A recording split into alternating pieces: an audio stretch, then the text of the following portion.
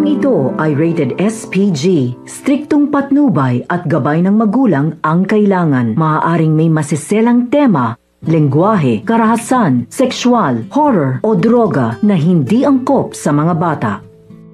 Mapipilitan na ngang paaaminin dito ni RJ itong si Moira dahil naabisto na nga sila. At malalaman na rin dito ni Annalyn na hindi niya pala tunay na kapatid itong si Zoe. Dahil nga ay makakatakas naman itong si Lolo Pepe at ipapaalam dito sa lahat na hindi niya ito apo. At kaya nagawa ni Moira na kidnapin siya dahil nga nalaman niya na nagpa-DNA nga itong si Lon Pepe. At ngayon ay dito na mapipiga itong si Moira sa ginagawa dito sa kanyang ama.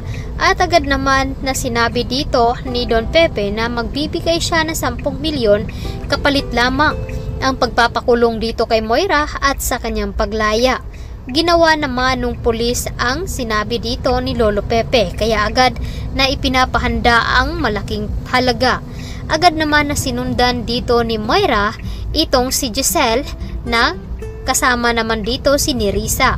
At hindi nga sila nagkakamali. Pinuntahan dito ni Moira kung saan nga nakakulong itong si Lolo Pepe. At agad naman sinabi dito na kailangan magbabayad nga dito ni Moira sa kanyang ginawa. At wala na nga pagpipilian pa itong si Don Pepe. Kaya naman sa takot dito ni Zoe ay agad nang inamin dito na si Carlos Binetes ang kanyang ama. Dahil sa galit dito ni RJ ay pinapaamin nga itong si Zoe upang hindi siya madamay sa pagpapakulong nila dito kay Moira.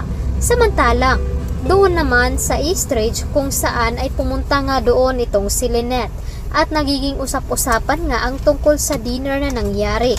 At matutuklasan nga dito ni Lynette na sinadya nga dito ni Carlos na palayasin itong si Annalyn upang walang istorbo dahil gusto dito ni Carlos na siya ang sumunod sa lahat ng inuutos niya dito.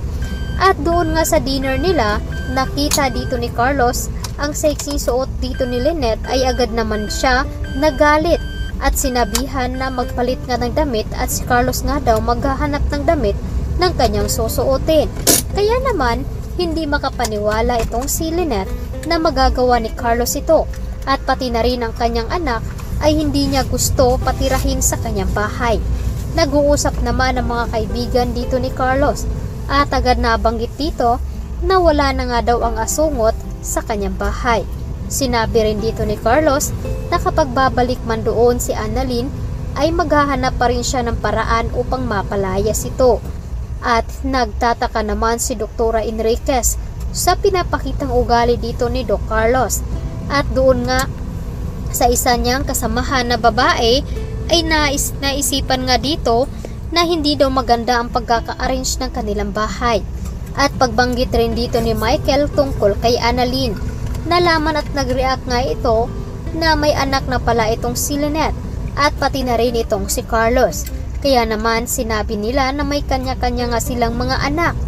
Hindi na nga nakaimik itong si Carlos. Kaya naman natatahimik na lang ito. At doon naman sa Apex ay sumugod nga doon itong si Annalyn. At sinabi naman dito ni Joy na kanina pa nga daw umaalis itong si Zoe at kababalik niya lang. Dito na ba mabisto itong si Zoe sa pagsisinungaling niya dito? Madidiin kaya siya sa pagkawala